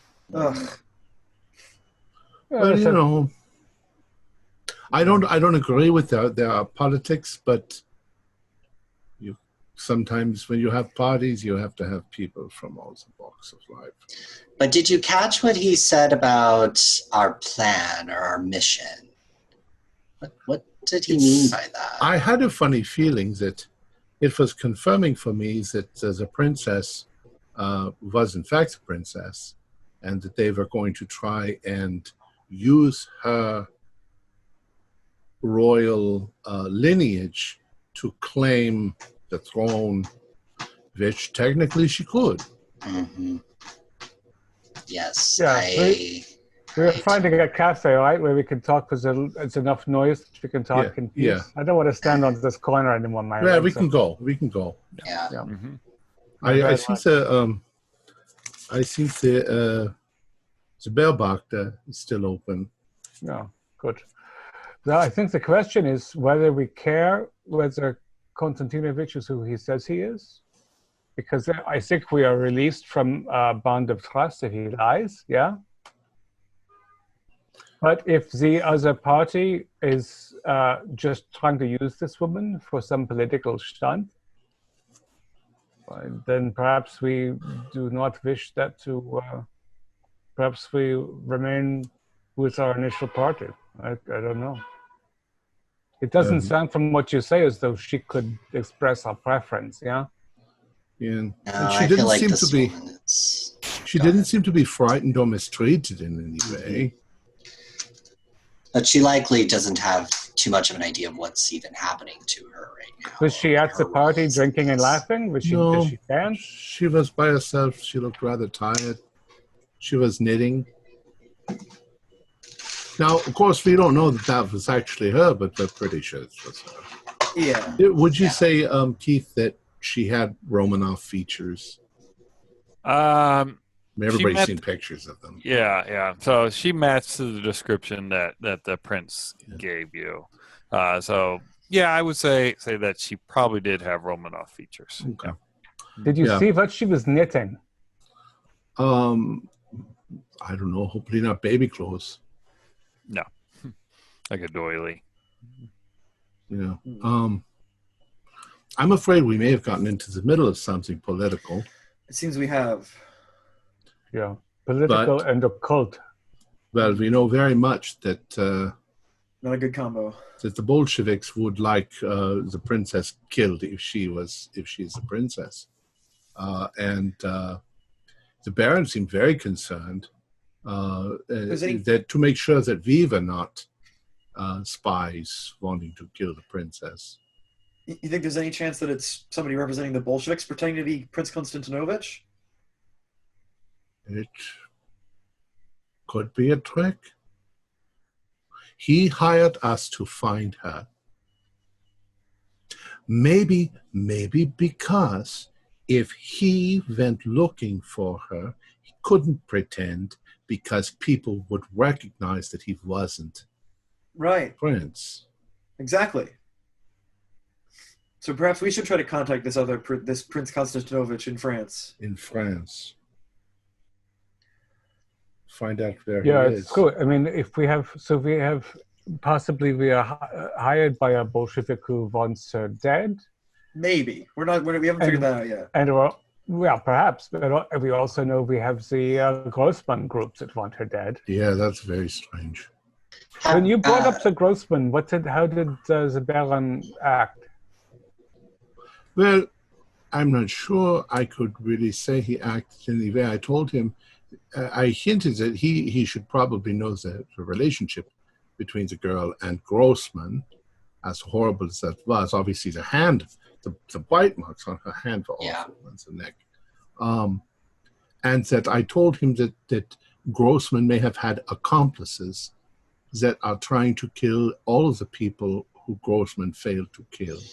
So that was enough to maybe make him put extra guards on her. You know what I mean? I didn't tell him about the long neck monsters or anything like that. I wouldn't believe that. Well, that's but good. This does, reduce, our hypothesis that the right-wing gangs are involved in all this, because clearly they're in cahoots with the Baron. But I guess, Keeper, would we know what Konstantinovich looks like just in general? You could easily find pictures of him. Okay. So, I mean, we could just compare and see, like, oh yeah, this is Konstantinovich. You could, but let's also see to make sure that he's not in Paris also. I understand this kind of train of thought, and I agree with you that we need to be cautious around Konstantinovich. Is it a possibility that he just flew in or drove in or took a train in from Paris? And, how long does it take to drive to Paris from here? It's not that far. The train's probably like a day or whatever. But yeah, is it even that? Yeah, that's Germany for sure. And Paris. Yeah, that it far depends. apart. Yeah. Not very far at all. Something that threw me off a little bit, Konstantinovich, was there's so much information about him and his relationship with his wife. I mean, he wasn't in Russia during the revolution because he was thrown out of court because he wanted to marry a woman who was not royal, and he did it. I would be surprised she wasn't there. I would think he'd be with his wife wherever he was. Maybe not. Maybe that's a false assumption. Well, let's see if we can contact him in Paris. Yeah. Maybe in the morning, or because it's pretty late now. Okay. Yeah. Yeah. All right. So you endear yourself to him, wake him up. This is the kind of stuff we love, though, isn't it? The crazy, convoluted stories. What else should be a writer? We should write all this up and make stories. Except the stories that Max and I have to tell, no one will believe. Well, I don't know. People like horror stories. Yeah. Perhaps it's a good movie idea. Yeah, no, movies are not going to catch on. Well, don't be crazy. It's a passing fad. Those silent pictures, yeah. Yeah. So one of the movie marquees you have seen walking down the street is for Nosferatu, which was a flop at the time. That was, what's his name? What's his name? Just that. Murnau. No, the Murnau. I do think he's an interesting fellow. Yeah, I think people want to see singing and dancing and maybe somebody fall off a cliff, yeah? I like that fellow who did the moon one. The trip to the moon. French film, yes. Yeah, that was a good one. Henri or something, right? Henri, let's go to bed. It's late. Unless you want to go out and party. That's feeling very tired. Yeah, that's what just biting your tongue was exhausting of itself. Have a couple drinks and go to bed. Why don't we get? Yeah, I'm very sorry about that, Astrid. You know that there's stupid people in the world. This is what you get living in Germany. I'm quite used to it at this point, Doctor, but thank you. I appreciate it. So why don't we all meet at the Bailbach, let's say at 10 o'clock? 11? 10 or 11. All right. Yeah. All right. So you guys all head to bed. Astrid and Dr. Hans, you have another fitful night of dreams. This one, you see a different prostitute in bed, but this one is bound and gagged, and you reach out to her, and your hand is covered in blood as you slowly caress her face, and she pulls back in fear. Max and Gustav have a pleasant night of sleep. Max may be a little bit tossing and turning after the shocks of the day. Otto has a completely different dream. He is almost taking to another a misty realm where the wind's blowing, and you see this naked woman sitting there. She's of obsidian blackness. Her face is quite beautiful, but also almost an androgynous look. As she looks at you, you suddenly feel like that you would give her everything that she wanted, but that she sees you actually, and in your dream. And you wake up, and you are laying in a culvert in a pipe. You're cold because you don't have any pants on. And when you look down, you are covered in blood. And as you look over, you see a mutilated prostitute next to you. And you can give me a sanity roll for that, because you are awake seeing this. And that's a failure. Oh, ouch. 66. All right. Okay. It's only 1d10.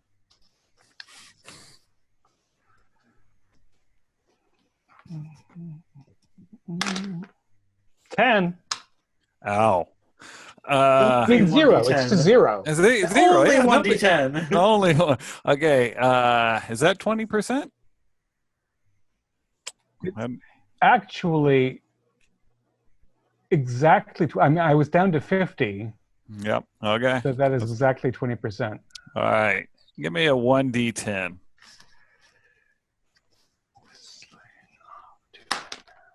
Four. All righty. Okay. So you are going to be late to the meeting at the cafe.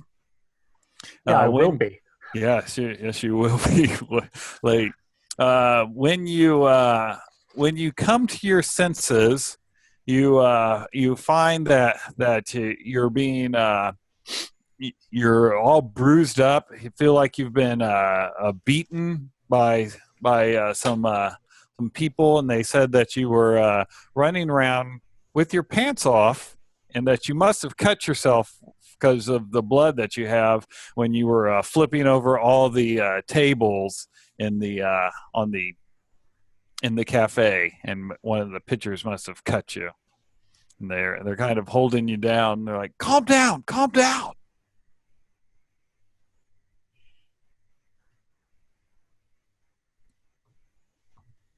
I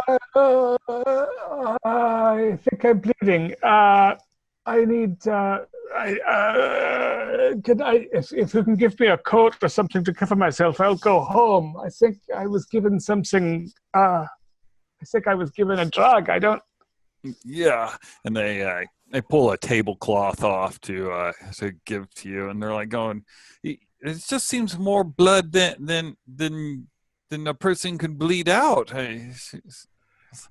Yeah, maybe there's vine on it also, and there's mud. I think I must go and wash. I feel filthy. Okay, and you get the impression they don't want to get involved. They've kind of, stopped you from your rampage. And do I know the place that I've been? It is come one to of in? one of the cafes at the Andrea Platz. Jesus Christ! So some people have recognized me for sure. Mm-hmm. Yeah. All I can do is go home and sit underwater until I feel clean. Everything hurts. All right. The other four meet up at the cafe.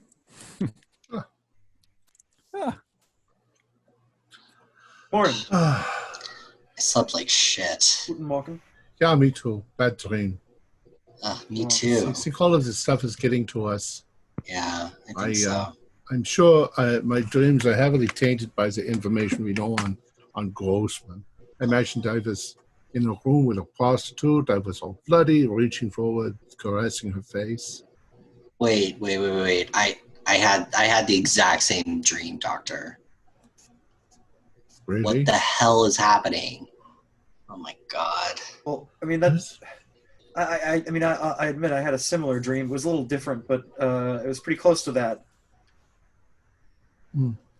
There's Richter. Yeah, where's Otto? Where's my damn coffee? It's almost never late. Tweak, get some coffee. Oh, yes. And the mark is now trading at 2,100 to the dollar. So. Ugh, God. Oh, look at that thing. I don't know. I'm worried that maybe this case is affecting my dreams, or are my dreams affecting this case? My dreams are not usually very much affected. I've seen many things. I'm a doctor, but this one, yeah, it's. I mean, this very is strange. This is above and beyond anything that either of us have seen in our professions. I mean, this is. I've never seen anything like this, even in the horrors of war. I mean, the things that people are doing to each other. Yes. I'm starting to wonder. You said something the other day about maybe a drug. Yeah. Something in the water. That's what I'm thinking. I heard some old war veteran muttering about it, and it's just been stuck in my head. Maybe there is some mass hysteria going on. I just remembered something that I heard at the party last night. Something about a man running down the street with what did you say, a troll or an ogre chasing after him? He was chasing it, and it went into an alleyway and climbed up and out before the man got there. That sounds like they're talking about Otto. Yeah, Otto mentioned something almost exactly like that. That was the first night. That was the first thing. I think he had a witness. Somebody was looking out the window and they saw him. So that does confirm that other people outside of our little group are seeing this. Are seeing the monsters. Oh, God. Yeah, perhaps we're all just hallucinating, or there's some type of chemical like mustard gas or something is being mustard gas out. It doesn't work like that. And we're not going to see the same thing. They described what Otto said 3 days ago. That is Otto. I hope he's okay. No more long-necked monsters. Oh, Lord. I will have to say, I don't think my experience is due to some chemical or drug. Yes, poor Max. I'm so sorry to assume that this is all just some mass delusion, but I'm running out of ideas. I don't know what to think anymore. Well, I would certainly, if I did not have my experience, I would certainly agree with you. Oh, God, and then I just keep seeing that man's deformity. And, oh, God, it really looked like an eye. I know it was a cyst. I know it can't be anything else, but it looked like an eye. That's just so disgusting. I can't stop thinking about the man with the blood and the pieces in his teeth and her voice box in his lap, and the way he looked at me like he legitimately didn't understand what was going on.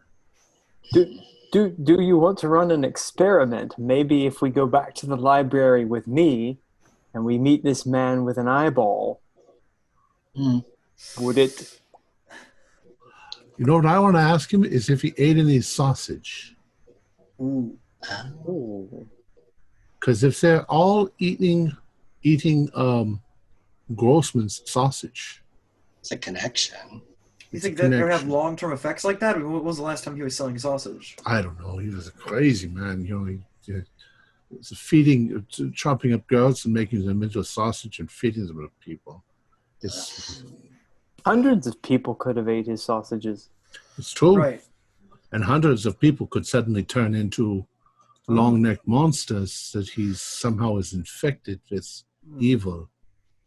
He's infected. I almost wonder if we should go, because they said that Hines fellow died. Perhaps we should go investigate and see if he really is dead.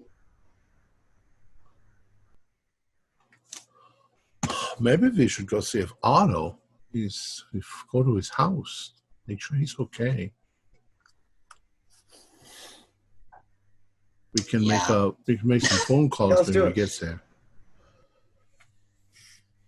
Yeah, let's go check on Otto, and then perhaps we can call the prince and get some clarity with that. All right. Okay, so you guys head over to Otto's house. Otto, do you answer the door if they knock? Otto? Well, I'm. If he doesn't, we're going to open the door. I'm probably splashing my downstairs neighbors through the ceiling with the water from the tub as I try to wash everything away. All right. And Otto, when you got back, give me a spot hidden.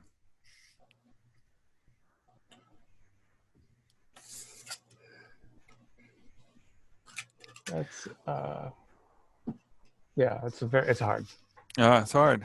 So as you came in, that's about what you needed, because you notice that one of the knives in your knife block is gone.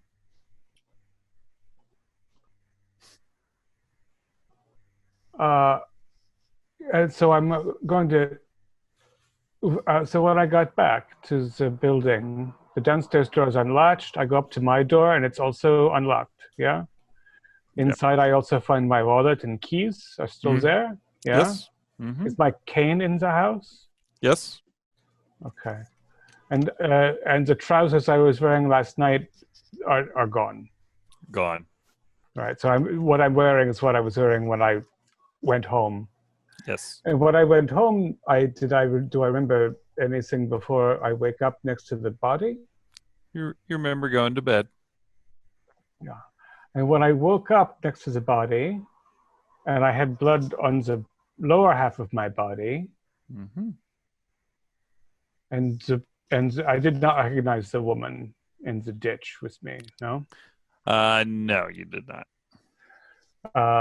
And she was dead, and it looked like she was killed with a knife, maybe? Yep. Yes. And I did not find any parts of her in my mouth. You did not, no. All right. And the knife from the kitchen is it's a regular kitchen knife. It doesn't indicate anything. No. But I ran away from there barefoot, so I left all kinds of marks that could be traced when the police find the body. Mm-hmm. And then I don't remember anything until... And now I just want to be clean, but I am not clean. I am not clean on the inside either. No.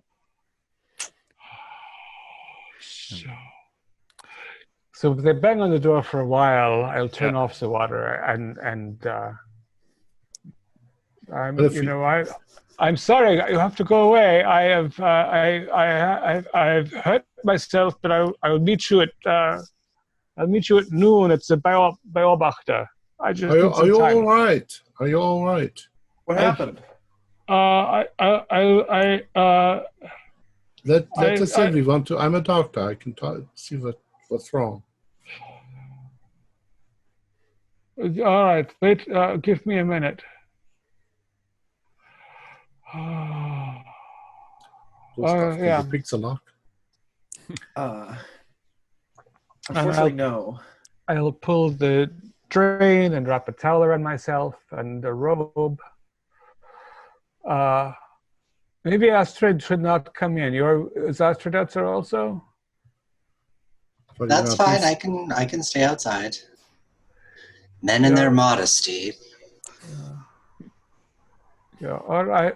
And I cover the windows so there's not too much light, and I curl up on a couch and after unlocking the door and say, Caroline, come in.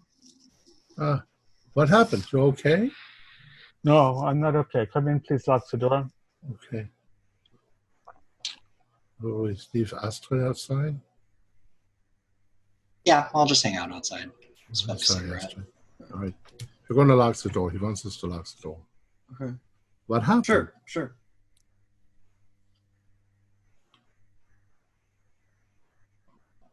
Or any of you who are at the hospital, what the man said who tore out the woman's throat? Said he didn't remember any of it? You Or... remember a thing.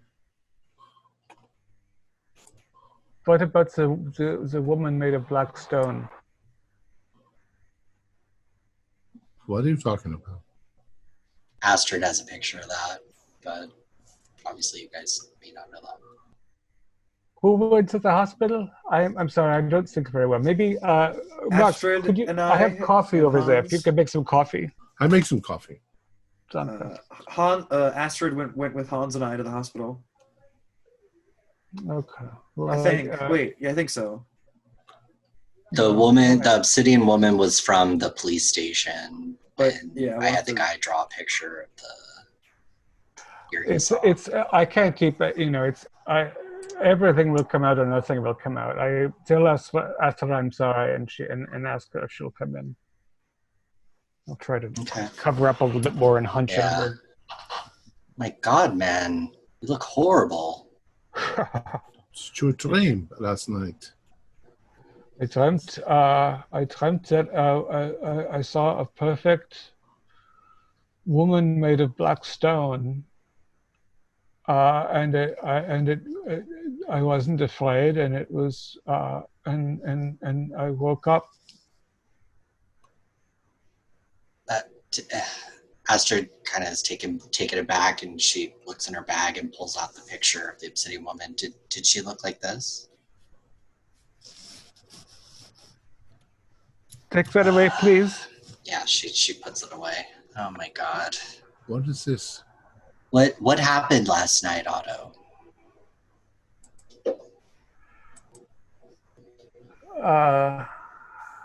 There's a drainage ditch between Rheinerstraße and Königsplatz, south of here.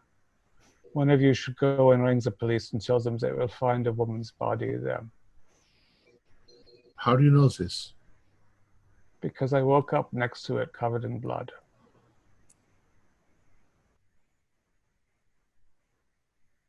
So Gustav, I believe you're a friend from the park. I don't know what your friend from the park knows. Otto, are you saying... You think you murdered her in your sleep? Yeah, I think so. Somewhere along the way, I lost my pants also.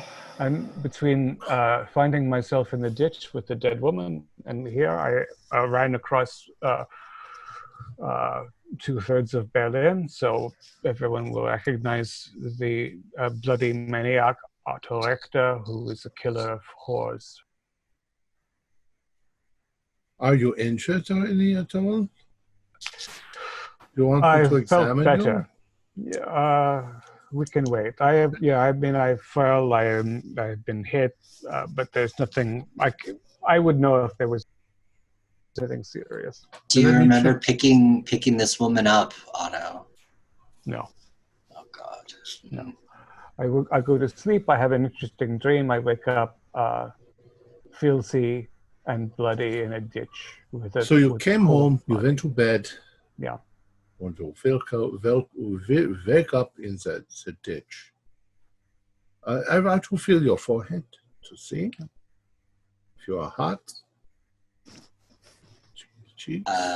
Astrid's gonna pull like Max and Gustav aside and say, do either one of you want to come with me and see if we can find this body before the police do? Yeah, I can go with you. All right. So we're gonna head out and. All right. I think it's a good idea since now we have somebody who's actually possibly been possessed. I want to examine you to see what the symptoms might be. Is there any kind of bloodshotness in the eyes, or how's your hearing? You know, I want to make sure it's not some sort of disease or chemical problem. All right. Sounds good. So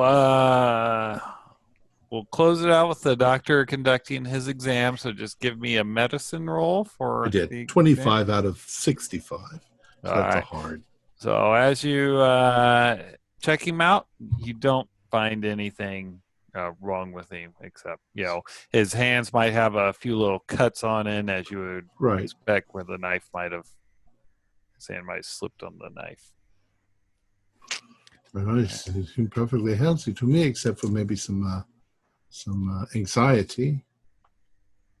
But a little anxiety, and the curse of murder on my soul.